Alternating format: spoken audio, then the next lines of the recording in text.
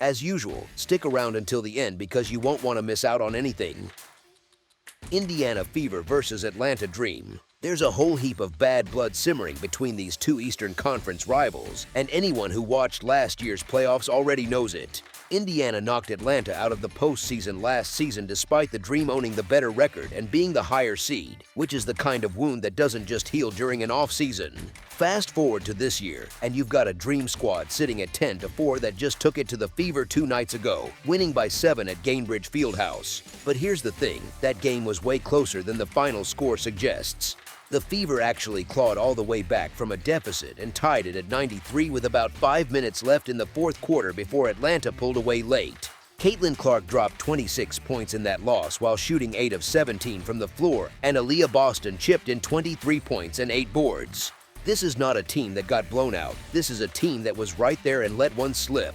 And when you zoom out beyond just 2 nights ago, Indiana has been the dominant force in this rivalry, winning 7 of the last 10 meetings between these two clubs. That includes the playoff series last season where the Fever showed they weren't intimidated by Atlanta's home court or their impressive regular season record.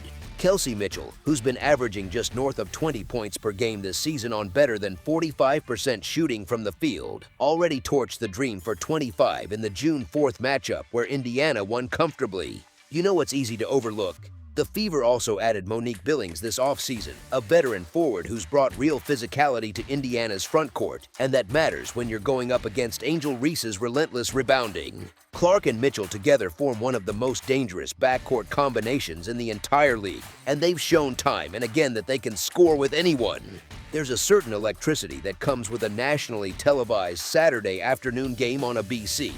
And this Fever team, particularly Clark, has a knack for showing up in those moments. Indiana's had this team's number for a long time, and even in the one loss 2 days ago, they were competitive until the final minutes. Giving this Fever squad points feels like a gift considering how tight this rivalry has been and how close the last game was. As our first pick for this matchup, the Indiana Fever to cover the spread as underdogs is our full game side pick. Now the conversation shifts toward the scoring environment, and there's plenty of reason to expect fireworks here. 2 nights ago, these same two teams combined for 209 points at Gainbridge Fieldhouse. That's not a typo, 209. Atlanta hung 108 and Indiana put up 101, and both offenses were cooking from start to finish. When you look at the pace Indiana plays at, they rank 3rd in the entire WNBA this season, which means more possessions, more shot attempts, and more opportunities for both teams to put the ball through the net. The Fever are averaging nearly 90 points per game this season, which ranks 4th league-wide, and they've been involved in several recent shootouts. Just a week ago, they went to overtime against the Chicago Sky in a game that saw 220 combined points, with Clark and Boston becoming the first pair of Fever teammates to each post 30-point double-doubles in the same game. Before that, Indiana dropped 113 on the Toronto Tempo, and Kelsey Mitchell was absurdly efficient, going 9 of 11 from the field with 27 points. On Atlanta's side, this is a team that hung 109 on Washington earlier this month in their highest-scoring game of the season. Ryan Howard has been electric, averaging nearly 19 points per game while leading the entire WNBA in steals, and those takeaways lead directly to transition points. Alicia Gray is right there with her at around 19.6 points per game, and she went off for 26 against Toronto just last week. Angel Reese adds 14.6 points and over 12 rebounds per game, and her offensive rebounding creates second-chance scoring opportunities that inflate totals. She had 21 points and 11 boards against Indiana on Thursday, and her 11 offensive rebounds against Toronto recently tied the second most in a single game in WNBA history. Then you've got Jordan Canada running the point for Atlanta, and she poured in 18 against the Fever in that Thursday night game. Honestly, Indiana's perimeter defense has been leaking lately, surrendering nearly 39% from 3 over their last 5 games, and Atlanta has the shooters to make them pay for that. With both teams rolling out this much offensive firepower and Indiana pushing the pace up to a tempo that benefits high-scoring affairs, the math keeps pointing in one direction. 2 teams that combined for 209 just 48 hours ago aren't going to suddenly slow things down in a nationally televised rivalry game. As our second pick for this matchup, over the projected total is our full game total pick. Quick commercial break. You know the deal. If you want to get our exclusive best sport picks to take things to the next level, then check out our Patreon in the link down below where we offer our best single picks, parlay picks, and much more. Go check it out. Commercial break over. Now back to the game. Seattle Storm versus Phoenix Mercury. Two teams sitting at the absolute basement of the WNBA standings, both carrying losing streaks, both looking for answers, and both running into each other today at the Mortgage Matchup Center in Phoenix. You'd think a game between a franchise at 3-13 and one sitting at 4-12 would be easy to dismiss, but this is the kind of matchup where a closer look tells a very different story. Let's start with what everybody knows on the surface. The Phoenix Mercury, a team that was playing in the WNBA Finals just last season against Las Vegas, are the home favorites here. They've got Kayla Copper, they've got Alyssa Thomas, who hasn't dipped below 3 assists in 80 straight appearances, and they've got Natasha Mack anchoring the paint with those bruising double-doubles. On paper, the Mercury look like the obvious side. But here's the thing, looking obvious and actually being the right play are two very different conversations. The Seattle Storm walked into Portland on Wednesday night and played maybe their most complete game of the entire 2026 season. Dominique Malonga, the second overall pick from the 2025 draft and a player who's quietly becoming the heart of this young Seattle core, went off for a career-high 28 points to go along with 11 rebounds and 3 blocks. Natisha Hiedemann, who has now put up 16 or more points with 5 or more assists in 4 consecutive games, something only one other player in Storm franchise history has ever accomplished, added 19 points and 6 dimes. And Awa Pham, the 6'6" rookie center who just recently joined the squad after finishing her obligations overseas with Valencia, tied her career high with 18 points on efficient shooting. That game against Portland wasn't an aberration either. The Storm put up 91 against Las Vegas, scored 83 at home against a solid Los Angeles Sparks team, and had 89 in Portland, all within this current stretch where the record still says losing. The record doesn't capture how much Sonia Rahman's group has grown since being held to 56 points in Dallas back on June 1st. Now flip to Phoenix. The Mercury have dropped 4 straight coming in, losses to Golden State, Dallas, the Sparks, and the Aces. Their 5-game home losing streak is the longest by any team in the league this season, which is a rough look for a club with championship expectations. When these two teams met on June 4th in Seattle, the Mercury won 72-68, a 4-point game. That margin matters. Phoenix was healthier and more settled in their rotation at that point. Seattle had barely integrated Awa Pham, and Malonga hadn't yet hit her current stride. A 4-point win over the worst team in the league, at a time when the Storm were arguably at their lowest offensive point of the season, doesn't exactly scream dominance. The spread here asks you to believe Phoenix will separate by more than a touchdown in basketball terms, and against a Seattle team that just shot a season-high 47.8% from the field and racked up 40 points in the paint.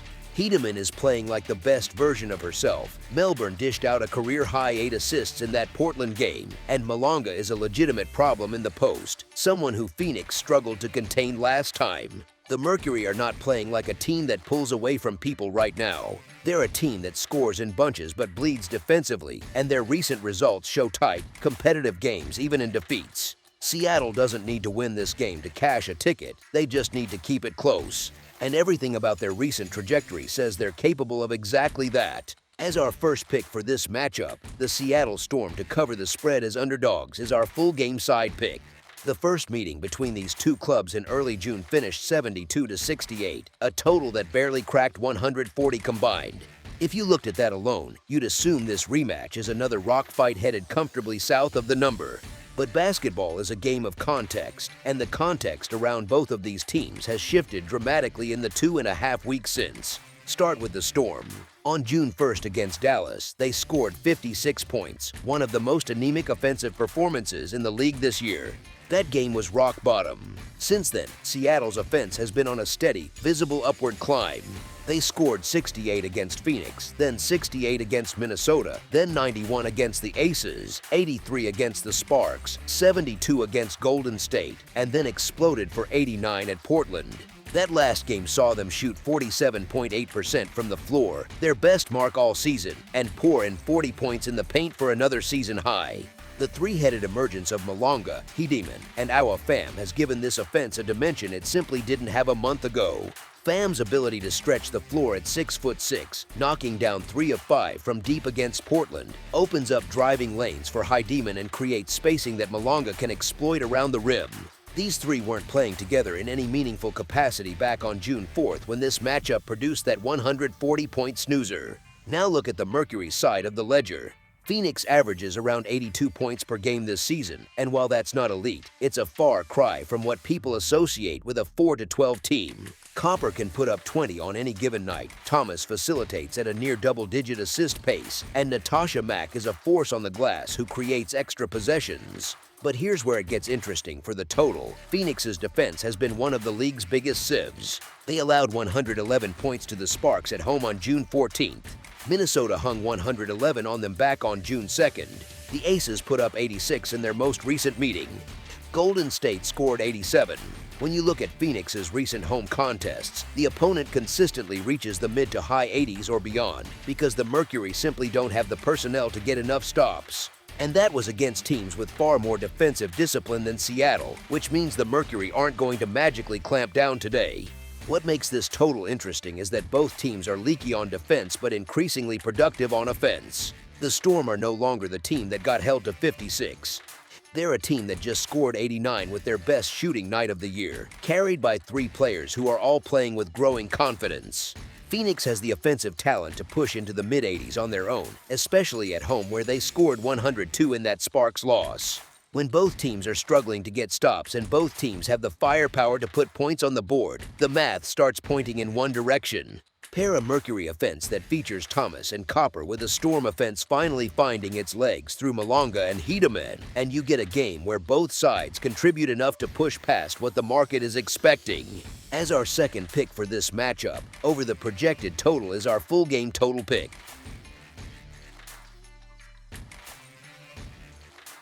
Chicago Sky versus Dallas Wings. There's a fascinating chess match happening tonight in Arlington, and to really appreciate it, you've got to understand the trajectories these two clubs are riding. The Dallas Wings sit at 9-6 on the year, 5-2 at home inside College Park Center, and they've quietly built something dangerous under first-year head coach Jose Fernandez. This is a franchise that went 10-34 a season ago, and now they're 4th in the West with a roster that reads like a who's who of elite guard play. Chicago, meanwhile, is limping in at 4-10, riding a painful 4-game losing streak and trying to piece together a competitive product without 3 of its most impactful players. Ricka Jackson, who was averaging 22 points per game early in the season before tearing her ACL, is done for the year. Dejounte Carrington hasn't suited up once in 2026 while recovering from foot surgery, and Courtney Vandersloot remains sidelined with a knee injury. That's a massive chunk of talent just gone, and the Sky's on-court results reflect it. Here's the thing though, this isn't about feeling sorry for Chicago. It's about recognizing that Dallas has already proven it can handle this matchup even when the Sky were healthier. Back on May 20th, the Wings traveled to Wintrust Arena and won 99-89, and that was with Ricka Jackson already missing from Chicago's side. Jessica Shepard posted a triple-double that night, finishing with 18 points, 12 assists, and 10 rebounds, while Paige Bueckers poured in 24 and Arike Ogunbowale closed with 23, including 11 in the fourth quarter. That 10-point road win happened on Chicago's floor, and now the Wings get to host the rematch. Dallas has won 4 of the last 5 head-to-head meetings against the Sky, and that's not a statistical fluke when you consider the talent gap. Bueckers, last year's Rookie of the Year, is averaging 18.7 points and 6 assists this season.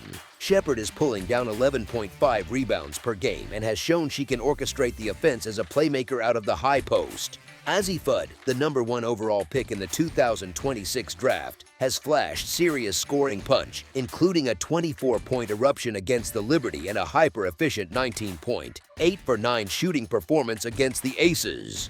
And they just added Suggs Sutton on a rest-of-season deal, giving Fernandez another capable ball handler to rotate in while Odyssey Sims recovers from his ankle injury. The Sky's field goal percentage of 42.2% is one of the worst marks in the league, and Skylar Diggins at 15.5 points per game is being asked to carry an offensive load that honestly needs 2 or 3 more reliable options around her. Camila Cardoso is a force on the glass at 8.3 rebounds per game, but Chicago doesn't have enough perimeter creation to consistently generate high-quality looks. Dallas already proved at Chicago's building that it can pull away late. Now picture that same dynamic in front of the Wings' home crowd, where they've only lost twice all season. As our first pick for this matchup, the Dallas Wings to cover the spread as favorites is our full game side pick. Something worth paying close attention to tonight is how these two teams actually play when the shot clock winds down, because neither roster is built to get into a track meet.